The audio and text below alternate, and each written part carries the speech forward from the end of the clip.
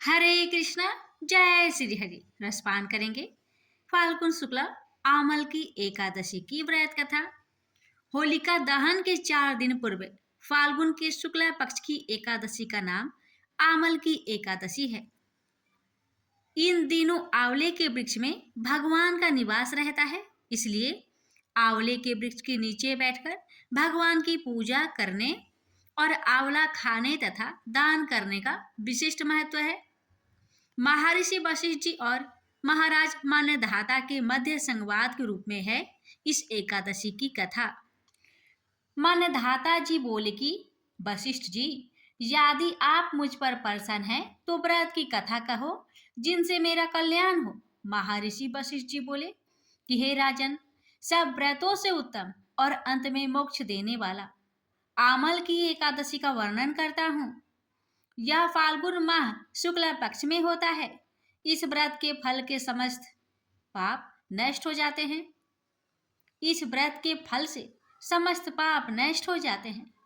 इस व्रत का पुण्य 1000 गौदान के फल के बराबर है। मैं आपसे एक पौराणिक कथा कहता हूँ, ध्यान पूर्वक सुनो। वैदिक नामक नगर था। उस नगर में ब्राह्मण, वैश्य, क्षत्रिय, शूद्र चारों वर्ण आनंद पूर्वक रहते थे। नगर में सदैव वेद ध्वनि गूंजा करती थी। उस जगह पापी, दुराचारी, नास्तिक आदि कोई न था। उस नगर में चैत्रथ नामक चंद्रवंशी राजा राज्य करता था। वह महान विद्वान तथा धार्मिक था। उस राज्य में कोई भी दरिद्र तथा कंजूस नहीं था। उस राज्य के सब निवासी विष्णु भगवान के भक्त थे। वहां के निवासी वृद्ध से बालक तक प्रत्येक एकादशी का व्रत करते थे। एक समय फाल्गुन मास के शुक्ला पक्ष की आमल नामक एकादशी आई। उस दिन राजा ने प्रजा तक, वृद्ध से बालक तक, सबने हर्ष सहित उस एकादशी का व्रत किया। राजा अपनी प्रजा के साथ मंदिर में आकर कुंभ स्थापित करके तथा धूप, नैवेद्य, पंचरत्न, छत्र आदि से धात्री का पूजन करने लगे। वे सब धात्री की इस प्रकार स्तुति करने लगे कि हे धात्री, तुम ब्रह्मा स्वरूप हो, तुम ब्रह्मा जी के द्वारा उत्पन्न हो और समस्त पापों को नष्ट करने वाली हो। तुमको नमस्कार है। अब तुम मेरा अर्घ्य स्वीकार करो। तुम श्री रामचंद्र जी के द्वारा सम्मानित हो। मैं आपकी प्रार्थना करता हूँ, मेरे समस्त पाप का हरण करो।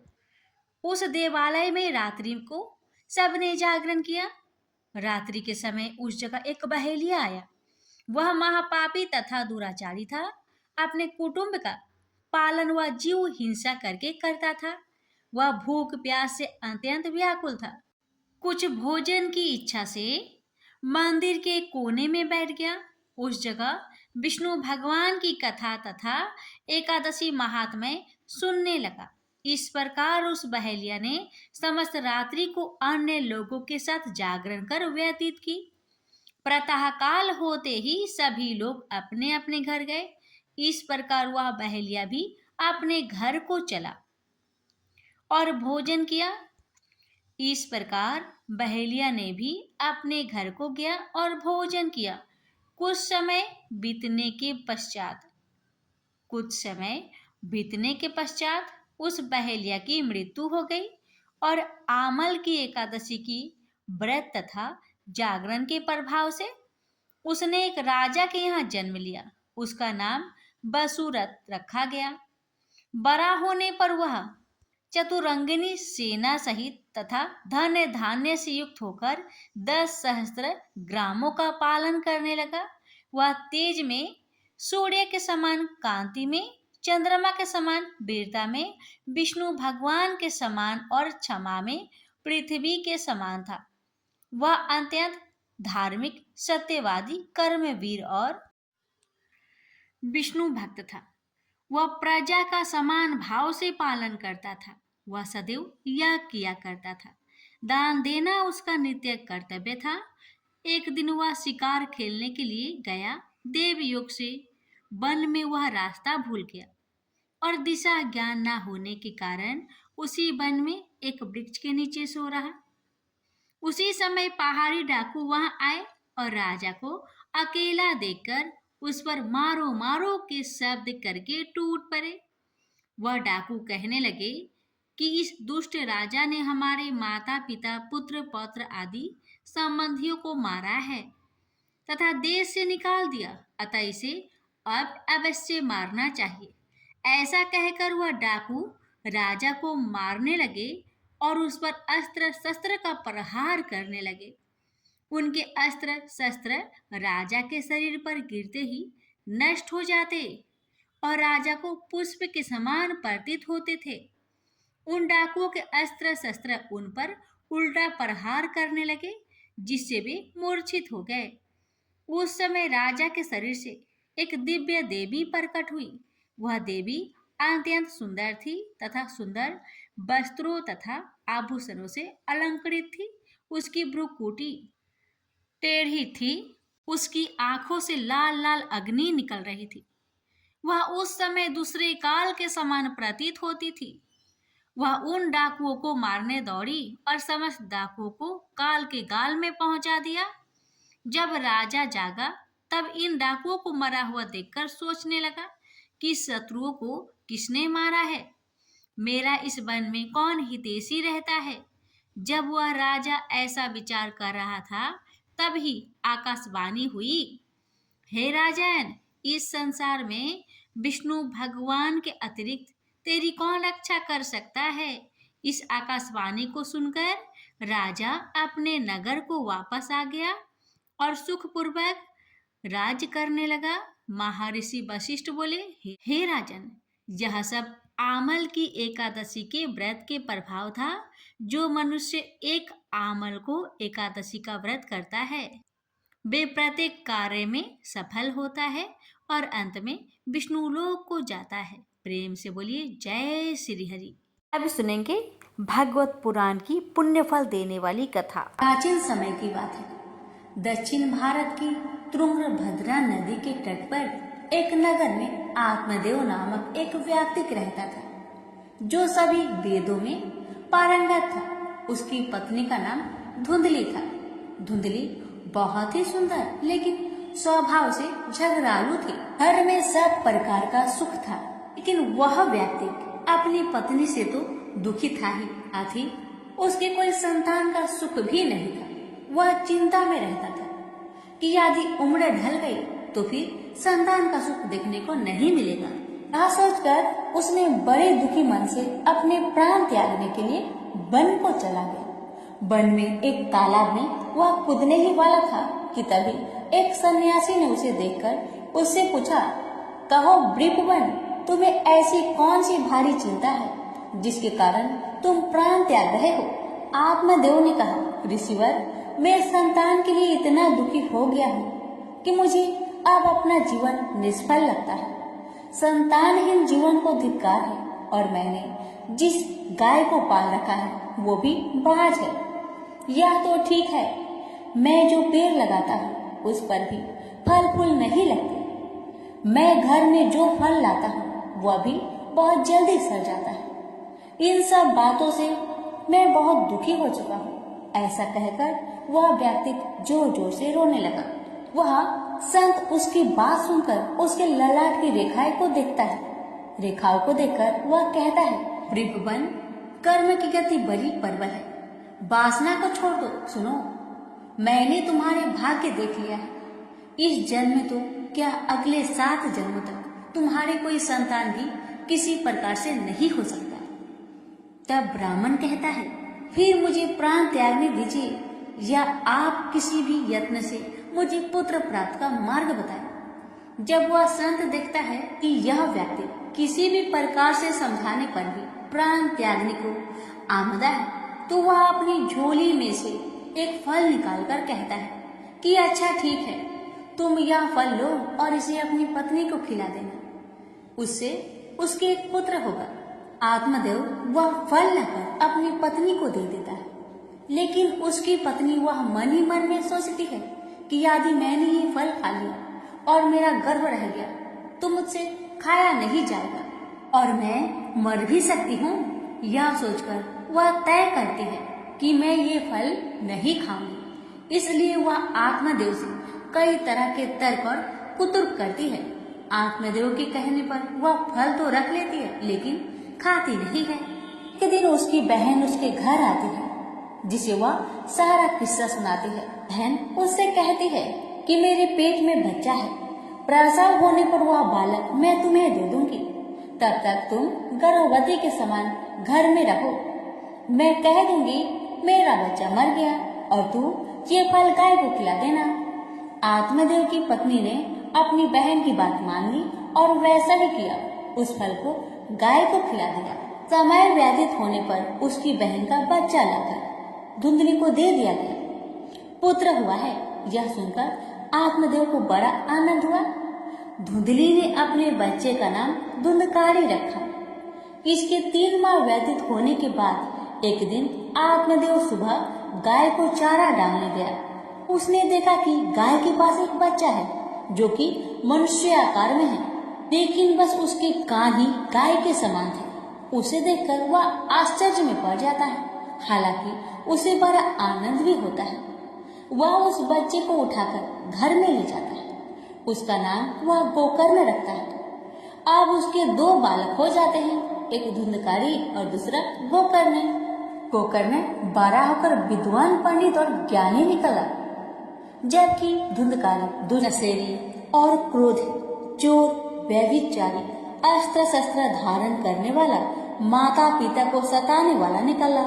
वह माता पिता की सारी संपत्ति नष्ट कर देता था। एक दिन वह पिता को मार मार कर घर से बाहर निकाल दिया। पिता रोने लगा और कहता है कि मेरी पत्नी का बाज रहना ही अच्छा था। तभी वहाँ गोकर्ण आ जाता है। वह पिताजी को वैराग्य का उपदेश देता है और कहता है आप सभी को छोड़कर प्रभु के शरण में वन में चले जाएं और भगवत भजन करें। भगवत भजन ही सबसे बड़ा धर्म है। गौ से उत्पन्न पुत्र गोकर्ण की बात मानकर आत्मदेव वन में चले जाते हैं। बाद में उसकी पत्नी धुंधली को धुंधकारी सताने लगता है, तो वह कुएं में कूदकर आत्महत्या कर लेती है। अब धुंधकारी 5 वेश्याओं के साथ रहने लगा। वेश्याएं उसे अपने तरीके से संचालित करती थी। धुंधकारी उन वेश्याओं के लिए ही धन जुटाने में लगता है। वह उनके लिए डाका डालता और चोरी करता है। बाद में वे वेश्याएं सोचने लगती है कि यदि एक दिन यह पकड़ा गया तो राजा इसके साथ हमें भी दंड देगा। यह सोचकर वह वेश्याएं सोते हुए धुंधकारी को रस्सियों से उसका गला दबाने का प्रयास करती है। जब वह गला दबाने में भी नहीं मरता है तो वे सभी मिलकर उसे दहकते अंगारों में डाल देती है। वह तड़प तड़प कर मर जाता है। बाद में उसे गड्ढा खोदकर गाड़ दिया जाता है। मरने के बाद धुंधकारी भयंकर दुख देने, झेलने और अपने कुकर्मों के कारण एक प्रेत बन जाता है। प्रेत बनने के बाद भूख और प्यास से वह व्याकुल हो जाता है। रह रहकर चिल्लाता भी रहता है, क्योंकि उसे अंगारों से जलाया गया था। इसलिए उसकी अनुभूति उसे अभी भी सताती रहती है। उसे लगता है कि अभी भी मेरा शरीर जल रहा है। एक दिन उसका भाई गोकर्ण उसके गांव में कथा करते हुए आते हैं। गोकर्ण सबसे नजर बचाते हुए अपने पुस्तकनी मकान में सोने को चले जाते हैं। अपने ही घर में अपने भाई को सोया हुआ देखकर धुंधकारी खुश हो जाता है और आवाज लगाता है। गोकर्ण यह आवाज सुनकर पूछता है कि तुम कौन हो? धुंधकारी कहता है, मैं तुम्हारा भाई हूँ। मेरे कुकर्म की गिनती नहीं की जा सकती। इसी से मैं प्रेत योनि में पड़ा हूँ। ये दुर्दशा भोग रहा हूँ। भाई, तुम दया करके मुझे इस योनि से छुड़ाओ। गोकर्ण कहता है कि मुझे बड़ा आश्चर्य हो रहा है। मैंने तुम्हारे लिए विधि पूर्वक गया जी में श्राद्ध किया, फिर भी तुम प्रेत योनि से मुक्त कैसे नहीं हुए? मैं कुछ और उपाय करता हूँ। कई उपाय करने के बाद भी जब कुछ नहीं होता है तो अंत में वह सूर्यदेव से पूछते हैं। तो सूर्यदेव कहते हैं कि वह श्रीमद् भागवत कथा सुनने से ही मुक्ति हो सकती है, इसलिए तुम सप्ताह पारायण करो। तब गोकर्ण ने व्यास गद्दी पर बैठकर कथा कहने लगे। देश गांव से बहुत लोग कथा सुनने आने लगे। इतनी भीड़ हो गई कि सब आश्चर्य करने लगे। तब वह प्रेत भी वहां आ पहुंचा। वह इधर उधर स्थान ढूंढने लगा।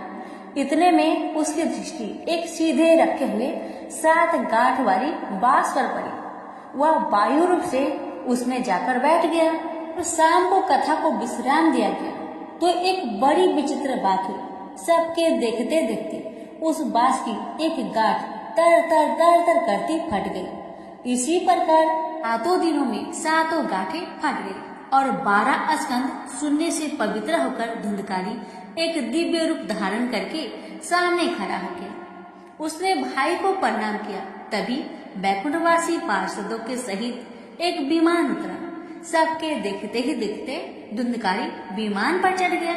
उन पार्षदों को देखकर उसने गोकर्ण से कहा, भगवान के प्रिय पार्षदों, यहाँ हमारे अनेक शुद्ध हृदय श्रोतागण हैं। उन सब के लिए एक साथ बहुत से विमान क्यों नहीं लाए? यहाँ सभी ने समान रूप से कथा सुनी है, फिर फल में इस प्रकार का भेद क्यों है? भगवान के पार्षदों ने कहा, इस फल भेद का कारण इसमें श्रवण का भेद है। श्रवण सबने समान रूप से ही किया, किंतु इसके जैसा मनन नहीं किया। इस प्रेत ने 7 दिन तक सुने हुए विषय का स्थिर चित्त से खूब मनन भी करता रहा। यह कहकर वे सब पार्षद बैकुंठ को चले गए। 52 माह में गोकर्ण ने फिर से उसी प्रकार सप्ताह क्रम से कथा कही। वहां भक्तों से भरे हुए विमानों के साथ भगवान प्रकट हो गए। उस गांव में कुत्ते और चंडाल प्रश्न जितने भी जीव थे सभी दिव्य देह धारण करके विमान पर चढ़ गए। भगवान उन सभी को योनि दुर्लभ गोलोक धाम में ले गए। प्रेम से बोलिए लक्ष्मी नारायण की जय, श्री कृष्ण भगवान की जय, राधा रानी की जय। अर्जुन ने पूछा, हे केशव, मैं संन्यास एवं त्याग के तत्व पृथक पृथक जानने की इच्छा करता हूँ। श्री कृष्ण बोले, हे पार्थ, कामना वाले कर्मों के त्याग को ज्ञानी लोग संन्यास मानते हैं और अज्ञानी पुरुष फल के त्याग को त्याग कहते हैं। कोई पंडित कर्म को दोष युक्त जानकर त्यागना ठीक कहते हैं। कोई यज्ञ, दान, तप आदि कर्मों को छोड़ने योग्य बताते हैं। हे भारत, त्याग के विषय में मेरा ऐसा मत है कि त्याग 3 प्रकार के हैं। यज्ञ, दान, तप आदि कर्मों को नहीं त्यागना चाहिए। ये सब कर्म आसक्त और फल को त्याग कर करने चाहिए। मेरे निश्चय मत यही है जो सर्वोत्तम है। अपने नियमित कर्मों का त्यागना उचित नहीं है। यह मोह बस ऐसा किया जाए तो वह तामस त्याग है, कर्म दुखप्रद है।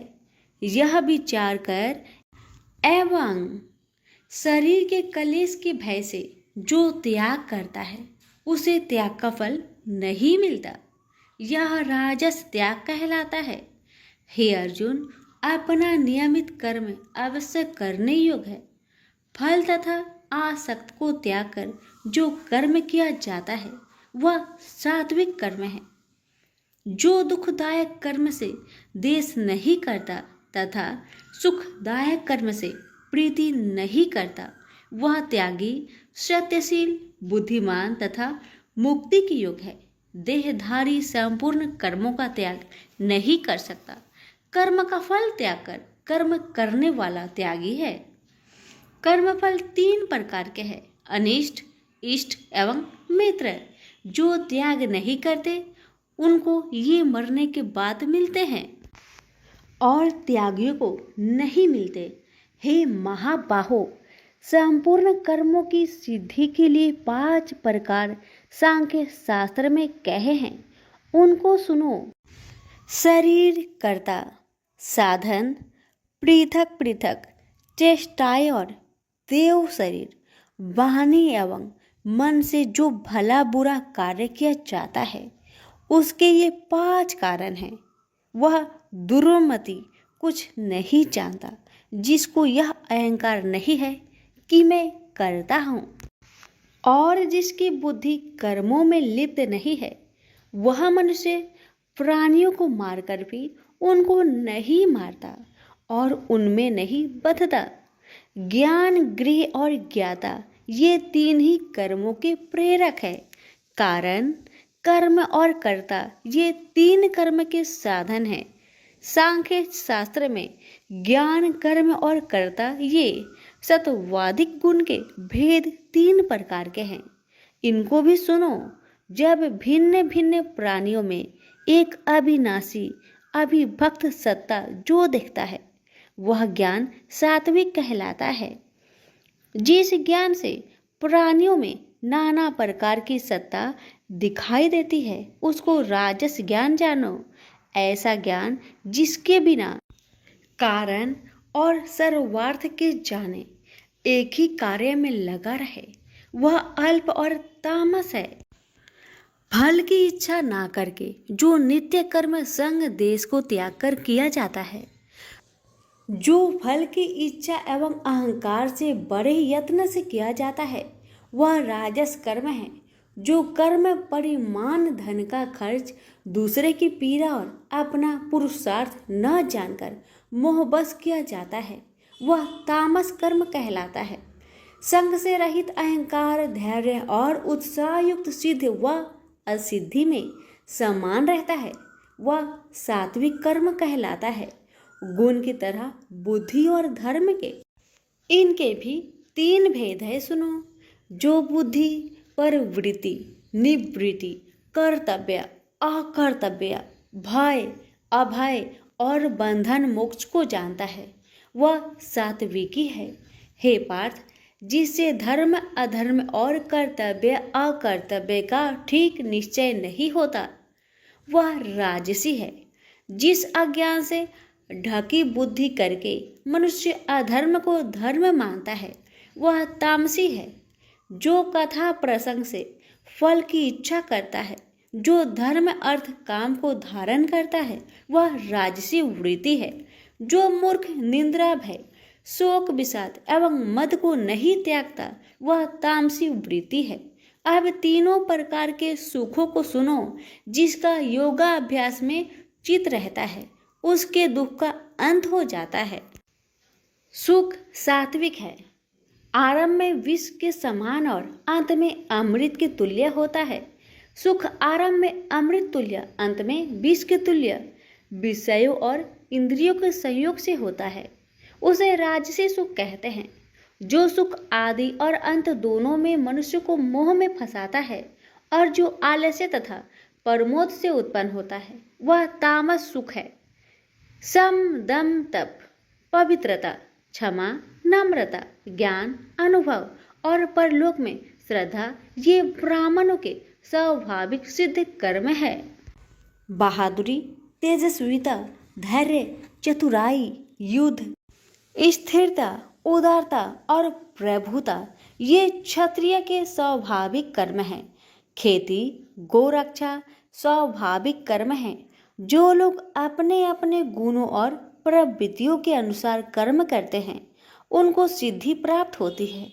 और जिसने सब जगत का विस्तार किया है उस ईश्वर को अपने कार्य के द्वारा आराधना करके मनुष्य सिद्धि को पाता है। दूसरे उत्तम कर्म से अपना नीच कर्म ही श्रेष्ठ है। सर्वत्र आसक्त को छोड़ने वाला आत्मा, जीतने वाला इच्छा रहित मनुष्य संन्यास के द्वारा सर्व कर्म निवृत्ति रूप परम सिद्धि को पाता है। वह फिर कैसे ब्रह्म को प्राप्त होता है? सो मुझसे सुनो, यही इस ज्ञान की परानिष्ठा है। शुद्ध बुद्धि से युक्त होकर धृति द्वारा इस मन को बस में लगाकर शब्द आदि विषयों को छोड़कर राग देश से रहित होकर एकांत में रहने वाला, मिताहारी, वाणी और मन को जीतने वाला, नित्य ध्यान युक्त और वैराग्य, अहंकार, बल, घमंड, काम, क्रोध तथा परिग्रह छोड़कर ममताहीन और शांत मनुष्य ब्रह्म भाव के योग होता है। ब्रह्म को प्राप्त हुआ पुरुष दत्तचित होकर स्वक व अभिलाषा को नहीं करता है। जीवन मात्र में समदर्शी होकर मुझ में परम भक्ति पाता है। इस प्रकार ज्ञानी सदैव मुझ में निवास करने वाले सब कर्मों को भोग करता हुआ मेरे अनुग्रह से अविनाशी सनातन मोक्षप्रद को प्राप्त होता है। तत्पश्चात तत्व से मुझे जानकर फिर मन मुझ में ही प्रवेश करता है। सावधानी से अपना मन मुझ में स्थिर कर और सब कर्मों को मुझ में अर्पण कर बुद्धि योग के आश्रय से निरंतर अपने चित्त को मुझ में लगाओ। मेरे में चित्त लगाकर मेरी कृपा से दुर्गम कष्टों से तर जाओगे। यदि अहंकार से मेरी बात सुनोगे तो नष्ट हो जाओगे। यदि अहंकार का आश्रय लेकर युद्ध नहीं करूंगा ऐसा मानते हो तो यह तुम्हारा निश्चय झूठा है, क्योंकि स्वभाव तुम्हें युद्ध करवाएगा। हे कौतन्य, जिस कर्म को तू अब मोह से करना चाहता है उसे अपने स्वाभाविक कर्म से बधा हुआ बेबस होकर करेगा।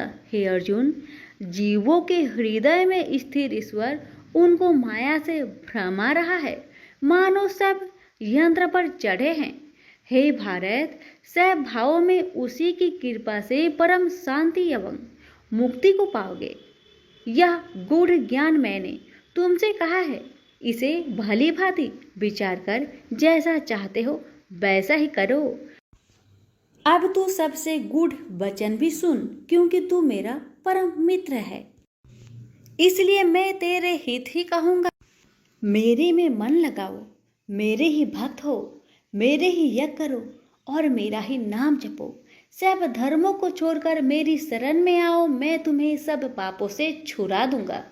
यह मेरा रहस्य ऐसे पुरुष जो तप न करता हो, मेरा भक्त ना हो, कभी भी नहीं कहना चाहिए। जो इस परम गुप्त ज्ञान को मेरे भक्तों में प्रकट करेगा वही मेरी परम भक्ति को पाकर अंत में निश्चय ही मुझ में लीन हो जाएगा। इस धर्म संवाद को जो कोई पढ़ेगा उसे मैं समझूंगा कि उसने ज्ञान यज्ञ से मेरी पूजा की है।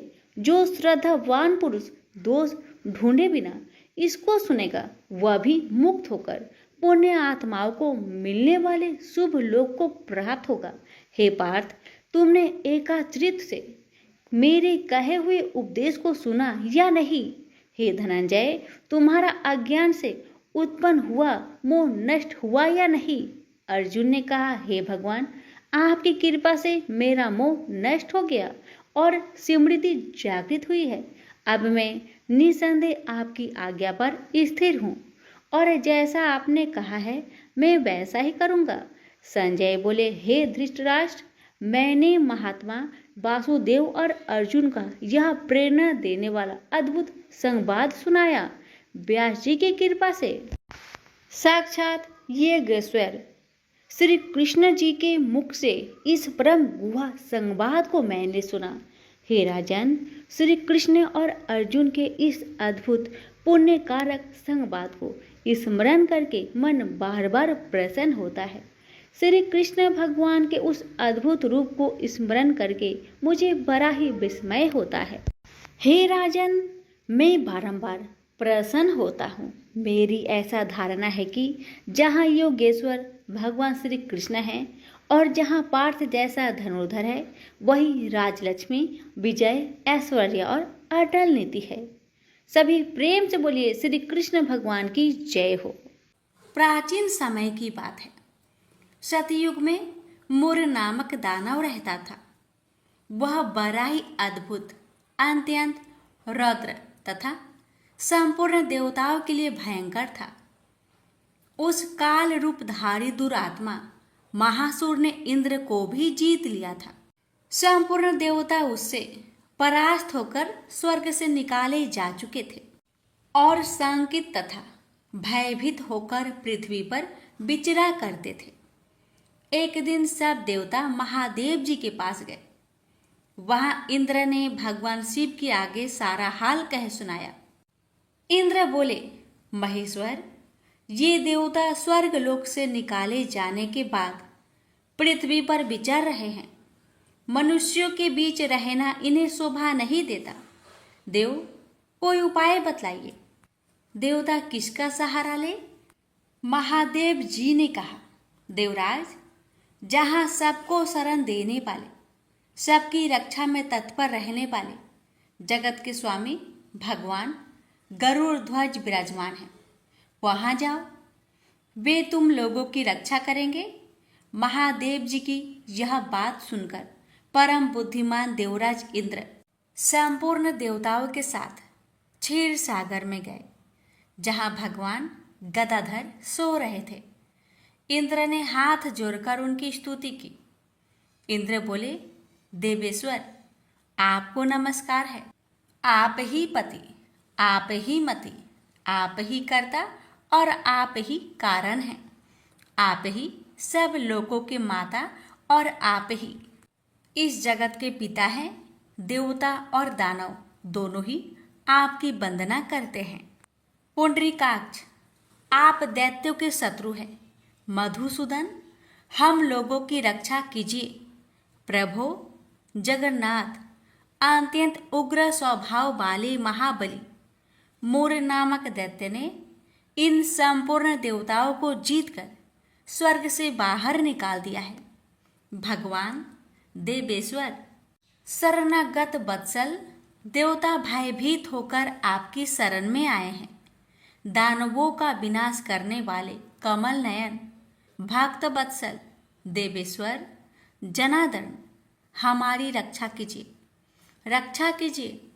भगवान शरण में आए हुए देवताओं की सहायता कीजिए। इंद्र की बात सुनकर भगवान विष्णु बोले, देवराज, यह दानव कैसा है, उसका रूप और बल कैसा है, तथा उस दुष्ट के रहने का स्थान कहाँ है।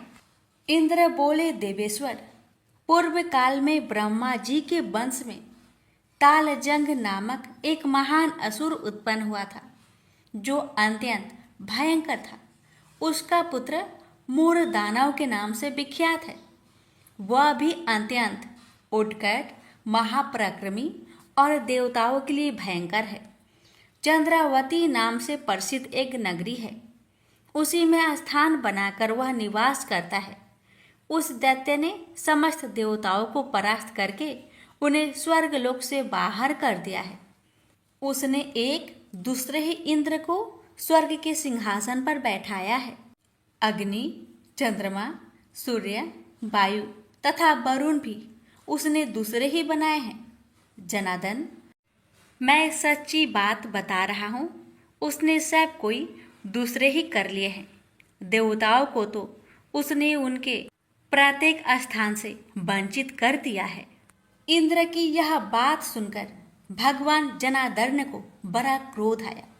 उन्होंने देवताओं को साथ लेकर चंद्रावती नगर में प्रवेश किया। भगवान गदाधर ने देखा कि दैत्यराज बारंबार गर्जना कर रहा है और उससे परास्त होकर संपूर्ण देवता दसों दिशाओं में भाग रहे हैं। अब वह दानव भगवान विष्णु को देखकर बोला, खड़ा रह, खड़ा रह। उसकी यह ललकार सुनकर भगवान के नेत्र क्रोध से लाल हो गए। वे बोले, अरे दुराचारी दानव, मेरी इन भुजाओं को देख। यह कहकर श्री विष्णु ने अपने दिव्य बाणों से सामने आए हुए दुष्ट दानव को मारना आरंभ किया। दानव भय से विहल हो उठे। पांडुनंदन, तत्पश्चात श्री विष्णु ने दैत्य सेना पर चक्र का प्रहार किया। उससे छिन्न भिन्न होकर सैकड़ों योद्धा मौत के मुख में चले गए। इसके बाद भगवान मधुसूदन बद्रिका आश्रम को चले गए। वहां सिंहावती नाम की गुफा थी, जो 12 योजन लंबी थी। उस गुफा में एक ही दरवाजा था। भगवान विष्णु उसी में सो गए। वह दानव मूर भगवान को मार डालने के उद्योग में उनके पीछे पीछे तो लगा ही था। अतः उसने भी उसी गुफा में प्रवेश किया। वहां भगवान को सोते देख उसे बड़ा हर्ष हुआ। उसने सोचा, यह दानों को भय देने वाला देवता है, अतः निसंदेह इसे मार डालूंगा। दानव के इस प्रकार विचार करते ही भगवान विष्णु के शरीर से एक कन्या प्रकट हुई। जो बड़ी ही रूपवती, सौभाग्यशालिनी तथा दिव्य अस्त्र शस्त्रों से सुसज्जित थी। वह भगवान के तेज के अंश से उत्पन्न हुई थी। उसका बल और पराक्रम महान था। दानवराज मुर ने उस कन्या को देखा।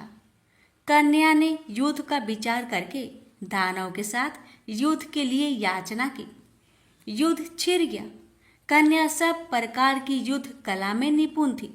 वह मोर नामक महान असुर उसके हुक्कार मात्रा से राख का ढेर हो गया। दानव के मारे जाने पर भगवान जाग उठे। उन्होंने दानव को धरती पर इस प्रकार निष्प्राण पड़ा देखकर कन्या से पूछा, मेरा यह शत्रु अत्यंत उग्र और भयंकर था, किसने इसका वध किया है? कन्या बोली, स्वामिन, आपके ही प्रसाद से मैंने इस महादैत्य का वध किया है। श्री भगवान ने कहा, कल्याणी, तुम्हारे इस कर्म से तीनों लोकों के मुनि और देवता आनंदित हुए हैं। अतः तुम्हारे मन में जैसी इच्छा हो उसके अनुसार मुझसे कोई वर मांग लो। देव दुर्लभ होने पर भी वह वर मैं तुम्हें दूंगा, इसमें तनिक भी संदेह नहीं है। वह कन्या साक्षात एकादशी ही थी। उसने कहा, प्रभु, यदि आप प्रसन्न हैं तो मैं आपकी कृपा से सब तीर्थों में प्रधान, समस्त विघ्नों का नाश करने वाली तथा सब प्रकार की सिद्धि देने वाली देवी हूँ। जनार्दन, जो लोग आप में भक्ति रखते हुए मेरे दिन को उपवास करेंगे उन्हें सब प्रकार की सिद्धि प्राप्त हो। माधव, जो लोग उपवास, नक्त भोजन अथवा एक भुक्त करके मेरे व्रत का पालन करें उन्हें आप धन, धर्म और मोक्ष प्रदान कीजिए। श्री विष्णु बोले, कल्याणी, तुम जो कुछ कहती हो वह सब पूर्ण होगा। प्रेम से बोलिए, एकादशी माता की जय। आप श्रवण करें जगदीश जी की आरती। ओम जय जगदीश हरे, स्वामी जय जगदीश हरे। भक्त जनों के संकट क्षण में दूर करे। ओम जय जगदीश हरे। जो ध्यावे फल पावे, दुख बिन से मन का। स्वामी दुख बिन से मन का। सुख संपत्ति घर आवे, कष्ट मिटे तन का। ओम जय जगदीश हरे। मात पिता तुम मेरे, शरण कहूँ किसकी। स्वामी शरण कहूँ किसकी। तुम्हें बिनु और न दूजा, आस करो जिसकी। ओम जय जगदीश हरे। तुम्हें पूर्ण परमात्मा, तुम अंतर्यामी। पर ब्रह्मा परमेश्वरी, तुम सबके स्वामी। ओम जय जगदीश हरे। तुम करुणा के सागरी, तुम पालन करता। मैं मूरख खल कामी, कृपा करो भरता। ओम जय जगदीश हरे। तुम हो एक अगोचरी, सबके प्राणपति। प्रभु सबके प्राणपति। किस विधु मिलू दया मिली, तुमको मैं कुमति। ओम जय जगदीश हरे। इन बंधु दुख हरता, तुम ठाकुर मेरे। प्रभु तुम ठाकुर मेरे। अपने हाथ उठाओ, द्वार पर तेरे। ओम जय जगदीश हरे। विषय विकार मिटाओ, पाप हरो देवा। श्रद्धा भक्ति बढ़ाओ, संतन की सेवा। ओम जय जगदीश हरे। तन मन धन और संपत्ति सब कुछ है तेरा, प्रभु सब कुछ है तेरा। तेरा तुझको अर्पण क्या लागे मेरा। ओम जय जगदीश हरे। जगदीश्वर जी की आरती जो कोई नर गावे, कहत शिवानंद स्वामी मनवांछित फल पावे। ओम जय जगदीश हरे। प्रेम से बोलिए विष्णु भगवान की जय। अब श्रवण करते हैं एकादशी माता की आरती। ओम जय एकादशी, जय एकादशी, जय एकादशी माता। विष्णु पूजा व्रत को धारण कर शक्ति मुक्ति पाता। ओम जय एकादशी माता, तेरे नाम गिनाऊं देवी भक्ति प्रदान करने। गण गौरव की देनी माता शास्त्रों में बरनी। ओम जय एकादशी माता, मार्गशीर्ष के कृष्णा पक्ष की उत्पन्ना विश्वातारिणी जन्मी। शुक्ल पक्ष में हुई मोक्षदा मुक्ति दाता बनाई। ओम जय एकादशी माता, पौष के कृष्णा पक्ष की सफला नामक है। शुक्ल पक्ष में होए पुत्र दा आनंद अधिक रहे। ओम जय एकादशी माता, नाम सटटिला माघ मास में कृष्ण पक्ष आवे। शुक्ल पक्ष में जया कहावे, विजय सदा पावे। ओम जय एकादशी माता, विजय फाल्गुन कृष्ण पक्ष में शुक्ल आमल की।